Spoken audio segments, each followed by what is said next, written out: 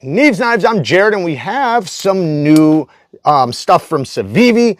This is the Civivi Yonder, and this is designed by my buddy Zach in the Wild. Love to see his knife design. I got to check it out at Blade Show Atlanta, so it's really cool to get the final version in hand. It is the first crossbar lock that Civivi has done. Civivi is one of, in my opinion, the best budget knife companies, period.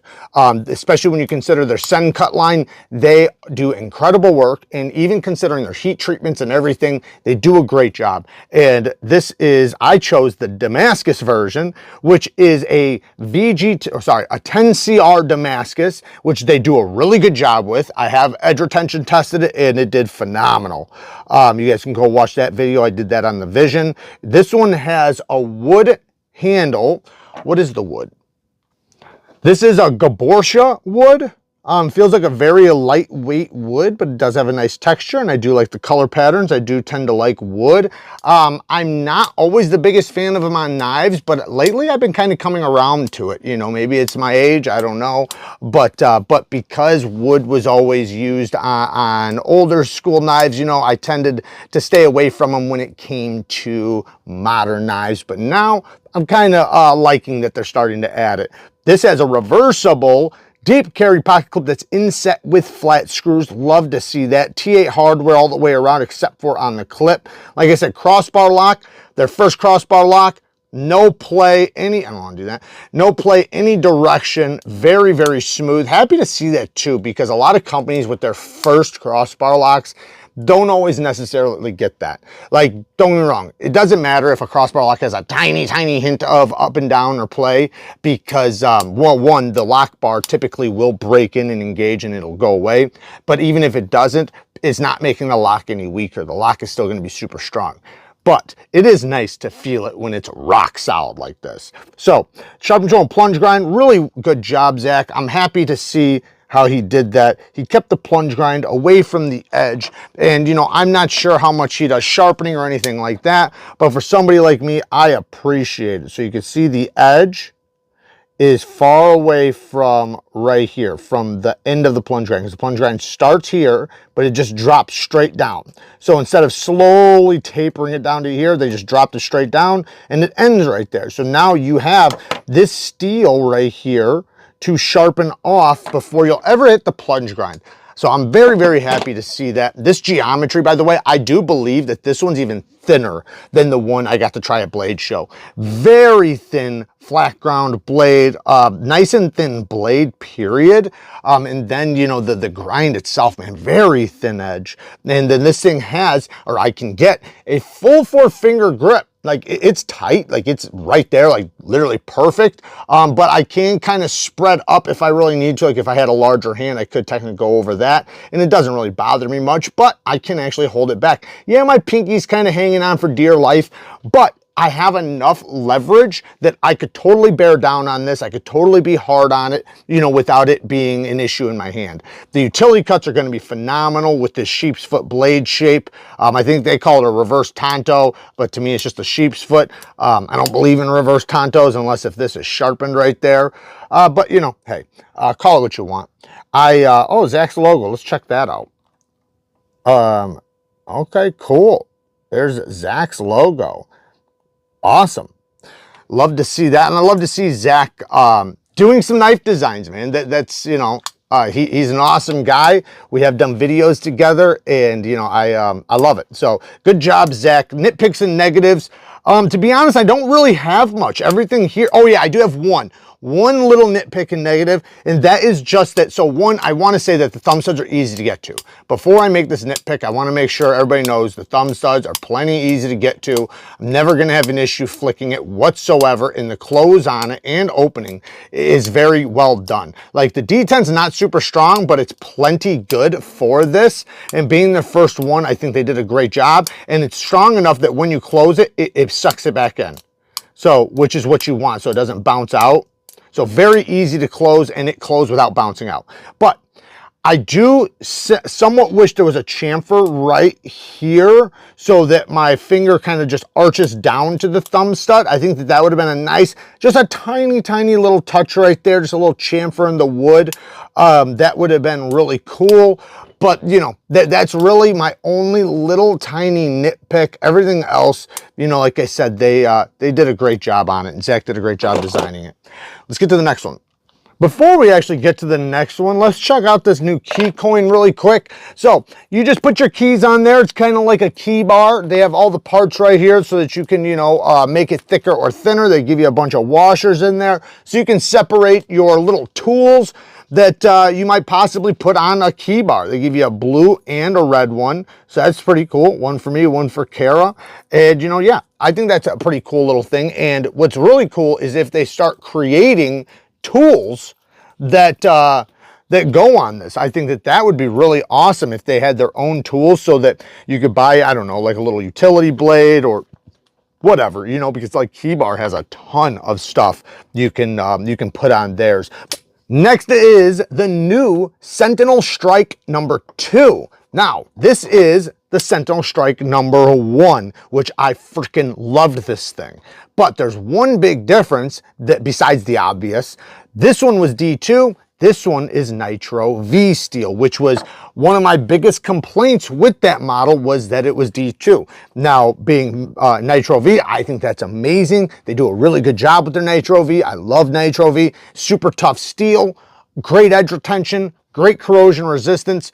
And this one, instead of being a modified Wharncliffe, we now have what is similar to a dual ground spear point. However, they put a secondary tip right there. It's so subtle and so tiny that I don't know why. They should have just left that out because it's not going to do anything at all. And the only thing it's going to do is make it a little bit more difficult to sharpen if you wanted to keep it. But me, I'm not gonna. I'll just sharpen it like a drop point. Literally, I will do nothing else, nothing different. I will sharpen it just like a drop point and it will literally turn into a spear point. With literally one sharpening, couple passes on a stone, this tip's gone and it's just a regular spear point blade, which, you know, personally for me, I love even more. And so to me, I love the blade shape. I think this is a great blade shape. And even if you didn't sharpen it out, it's still gonna function the exact same because you're never gonna use this as a secondary tip. You're gonna use this one, the primary tip, which falls straight in line with the center of the pivot, exactly how I like it. Very thin blade, very, very thin in the hollow grind, even thin up there in the flat grind, nice and slicey, aluminum handle, and then we have this FRN integral backspacer. So it's like a wraparound backspacer. If you look at these, they might remind you of the Xiphias and the Exiton. They definitely do me, and I love those models. Those are my favorite, some of my all-time favorite We Knife Co. models. Now, as far as this guy goes, you know, obviously they took the hole out, which I kind of understand because of the blade shape, but I loved the hole, by the way. I loved it, loved it, loved it. And I liked having the option for the thumb studs and the hole. This one, you have the flipper tab and the thumb studs, you know, no hole this time. But the button lock action, again, Civivi, We Knife Co., said and cut, best in the industry for button locks. It's just a fact. It's just the way it is.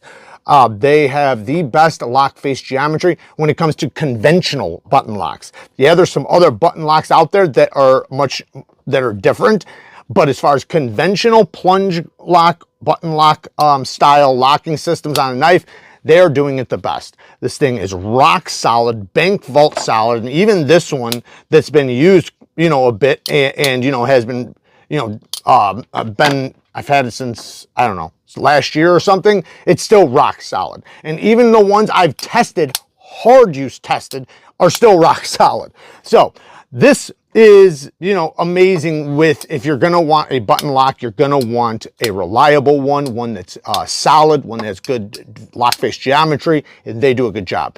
The flipper tab, very good jimping. The jimping is exactly the way you'd want it, nice and catchy. The detent from the button lock is perfect. It's exactly what you want. That's another thing that companies get wrong. They can't seem to get down the detent strength, the resistance in the closed position, so you can get a rapid flick, but they do. It has a nice strong detent for a button lock. Then you have thumb studs, which they do have a little chamfer all the way around the edge. Really easy to get to these thumb studs, regardless if you're reverse flicking or thumb flicking or slow rolling. The aluminum handle is very, very well done. It is a solid aluminum handle, which I like to see that. Deep carry clip. It is a clip that is put on by the back, and you have a ceramic ball for a glass breaker. And then, and it is reversible. You can just flip it over to the other side. Now, the button is countersunk to some degree. When it's open, it is proud, but you have to push it past that the depth of that groove in order for it to disengage. Like if you just go even with it, it won't just engage until you push all the way in. So that's cool. Kind of like a little safety feature to some extent. Ergonomics, phenomenal. You can choke up really nice. Sharp control and plunge grind's really good. Ends right here. So you have all this life to sharpen off. Or do you? We'll see that in a second. But all in all, man, I freaking dig this thing a lot. It's my style knife, and like I said, because of the Exiton and Ziphius from We Knife Co. being some of my all-time favorites, I love to see this. And you know, they're doing like, this is work that you would expect, you know, like 10 years ago to be hundreds of dollars. All right, so nitpicks and negatives. Let's get into that really quickly, because I do have one significant one, but it's also not that crazy. So that is the stop pin placement. They put the stop pin behind the edge.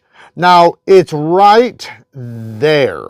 So yes, that is a ton of life to sharpen off. And to be honest, because of the price tag, if you took that much material off of this thing, you've gotten your money out of it. For sure. And you probably wouldn't want to continue carrying and using it at that point. However, I love the ability. So I want to be able to sharpen my knife all the way up to here if I can. I mean, as high as I can. And they had the opportunity to move it up just a little bit. Watch the flipper tab.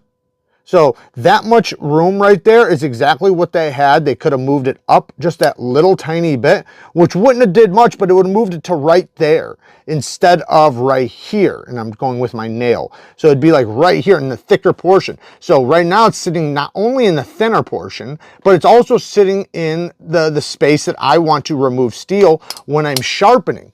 Now, it being in the thinner part, I'm not really worried about that. It's hardened steel. It's gonna be, and it's not bearing any load or anything like that. So that part doesn't matter as much to me. But what does matter to me is I like to be able to sharpen and remove steel, especially if it's going to be a work knife or something that you could potentially chip the tip, break, or chip the edge, break the tip, things like that. You want to be able to remove a significant amount of steel before you have to toss it, you know.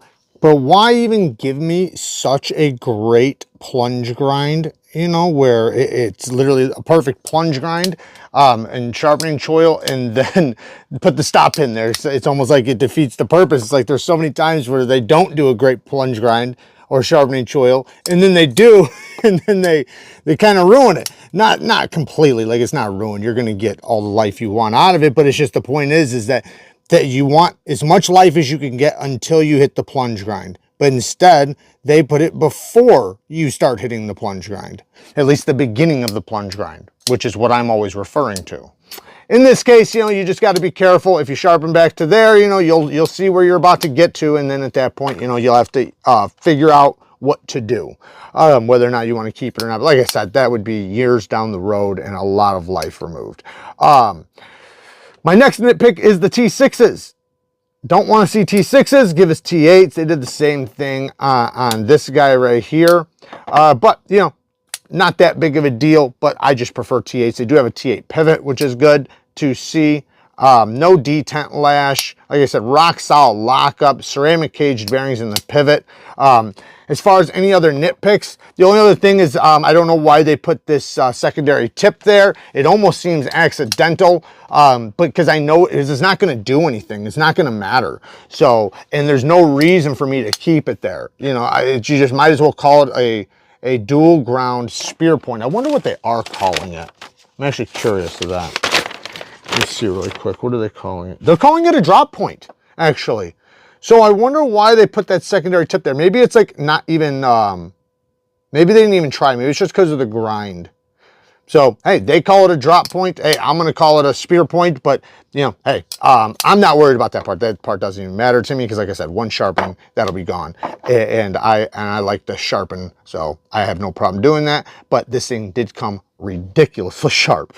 Very, very sharp. They do a really good job with their sharpening, especially when they don't use their buffing wheel too much. Anyways, this one took a little while.